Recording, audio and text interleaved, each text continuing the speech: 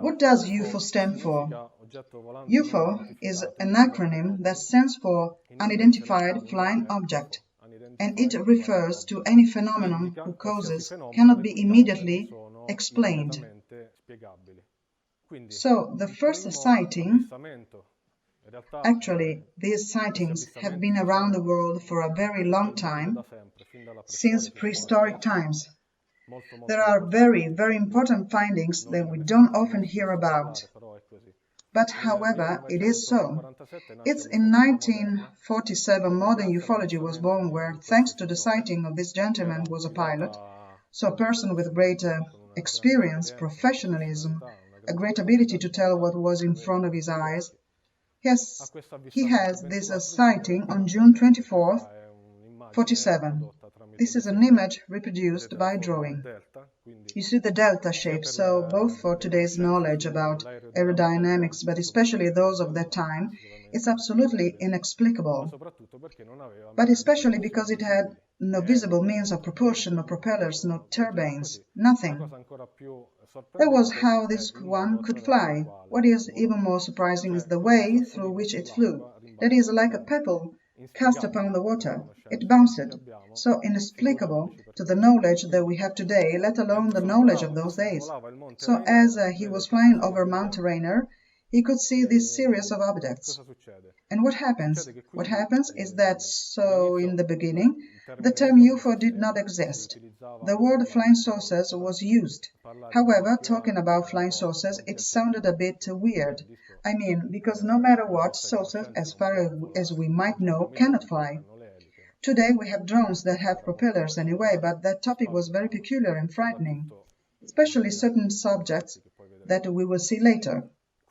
So the term got replaced in 1952 with the term UFO, and in the 1950s began a real boom of sightseeing. We have to find out the reasons why in our history. The nuclear age starts in the early 50s, and what do UFOs have to do with the nuclear age? This is a very important article from those times. In the 1947, the Roswell incident, and all of you should know this one, right? Basically, the newspapers, the next day, the very day, and then also the following days, they went back on their word. They said, we found a flying saucer with occupants.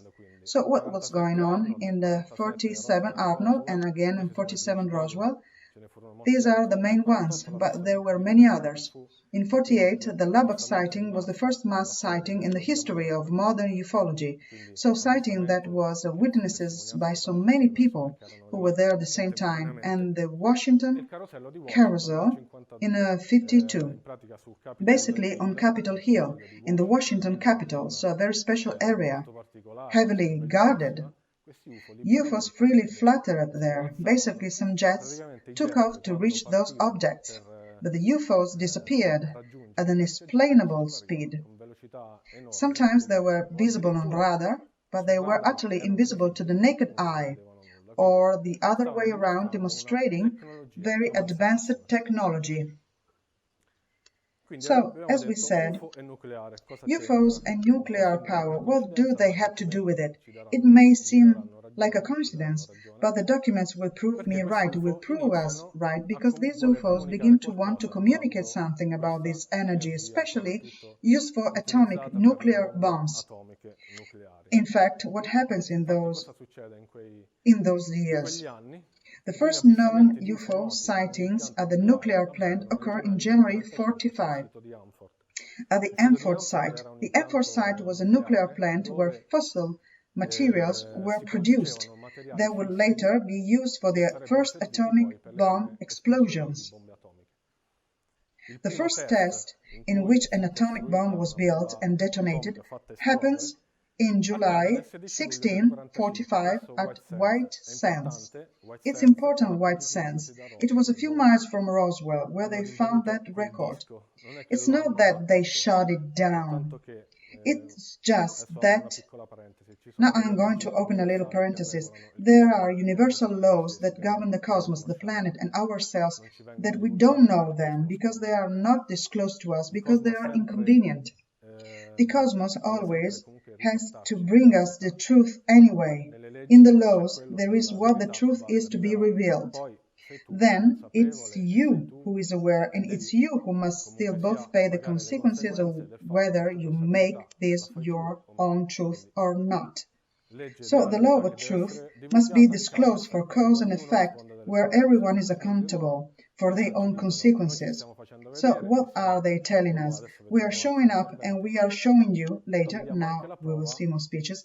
However, we are also giving you verified, concrete, objective proof that we exist.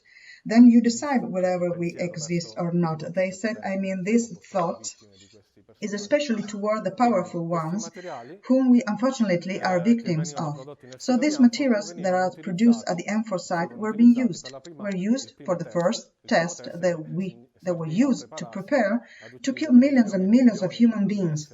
3 weeks later, on Nagasaki and Hiroshima, the first 2 atomic bombs were dropped on Nagasaki and Hiroshima that wreaked worldwide devastation.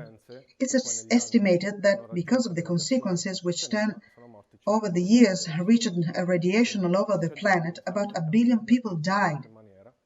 So these objects are trying to warn us in some way. Why? Now I bring you the evidence. This already is one, because no matter what, they were starting to show up on a site where not even, that is, nobody knew that they were up to there. They, of course, have the technologies that can make them predict. Today we predict the weather from here a week. They can predict so many other elements. But anyway, they have technology that can monitor even the most intimate secrets missing of the powerful. So this is an official document. You see, General Command, Air Force, Washington, January 23, 45. As we said before, they write in the report, an identified aircraft is reported to have flown over the M4 facility for at least 3 nights in the last month. The 13th Naval District has given instructions to employ both radar and fighter jets to try to intercept this unidentified aircraft. The night intercept attempt has again failed. They were not keeping up with them. They had very advanced technology and frightening technological flying capabilities. So these jets were taken off and these objects were not calculating them. This is a document, so this statement is from Commander McLaughlin and then the head of the missile service, again from the White Sands base, we talked about it before, in New Mexico. When these characters speak, it means that they have some very important thing to say. One, because they are characters who have a certain knowledge to assess what they are going to reveal. They also know the consequences they are going to face. You can't just speak in this way. In fact, most of the testimony comes when these people retired. So that, however, it may be they can speak freely about what they see, especially things subject to top secret. So he said, it even came out in newspaper because it caused a stir. These are devices from other planets and guided by intelligent beings on April 7 and 27. This is a very important testimony because it was made by a high-ranking military commanding officer of 48. I saw flying saucers chasing missiles and overtaking them in speed. So think how fast they can fly. Then let's see in detail what they are capable of doing. I have heard that they are spaceships that were attracted by the explosion and of the atomic bomb, fascinated by what they saw. They kept keeping an eye on us. So if this character speaks in this way, it means that within the US government, and in any case, governments around the world, we're talking about these things. And especially the military themselves have direct experience with these objects. What were these objects doing? Robert Hastings, a worldly Newark expert in field, for over 40 years has interviewed over 150 military veterans who were involved in these UFO incidents, both directly and less directly. So weapons storage facilities and nuclear bomb test sites. The testimonies are so many, is not the only one who has assembled such veterans. There is also Robert Salas, who was here in Lugano recently. I bring you only one testimony for matters of course of time. Air Force Lieutenant Colonel, so another great character, retired Philip Moore, One night in 1964, while on alert at Site 7, the rocket commander of a nearby launch control reported that a UFO was flying over this position. Morse, too, observed the object darting back and forth between this position and the other launch control position, stopping instantly over each. So, what was this object doing? It was trying to point out the various missiles, trying to give a message. Be careful, because you are making disasters. They weren't to be listened to, so they started executing real power grabs. Absolutely inexplicable, because it has a modicum of knowledge of how missiles bases with nuclear weapons are inside, and therefore subjected to a lot of surveillance, to very important security facilities. So, Captain David Schindel was the Minuteman missile launch officer at the Minute Air Force Base, North Dakota in 1966. When a UFO appeared over the base, immediately all 10 missiles, all 10, not just one, I mean, maybe coincidence, all 10 missiles, absolutely impossible, came out of action and were still in operation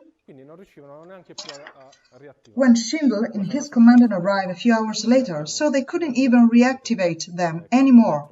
What had happened? These objects have a technology that through electromagnetic fields deactivates everything in front of them, and then, because of such objects, the missiles collect all this electricity until they are discharged of this energy. They can no longer be reactivated. So very important testimonies. We have seen this one. We also hear about in the media. Sometimes, however, what happens? What happens is that because we are unfortunately very, very manipulated both in information and also in approach we have toward information. If we don't get bombarded by news every day in all channels, we don't listen to it. So now and then, these people tell us things, and they write directly. The aliens' favorite game has always been damaging American and British missile arsenals. This is the claim of some former American British military pilots who decided to reveal these secrets during a press conference held at the National Press Club in Washington. From 1948 onward, delegation of aliens have landed on Earth and disabled and damaged war arsenals. Many nuclear missiles began malfunctioning simultaneously and for no plausible reason at the same time that an identified circular, so disc-shaped object flew over military bases. So they too, however much the powerful governments distort the truth. They manipulate us according to the interests they have, somehow must submit to the universal laws. So they give us the truth, they hide it, they put inside a little hidden drawer. However, they give you the crumb. However, they have to do it also because they are free to say that. Anyway, they told us so.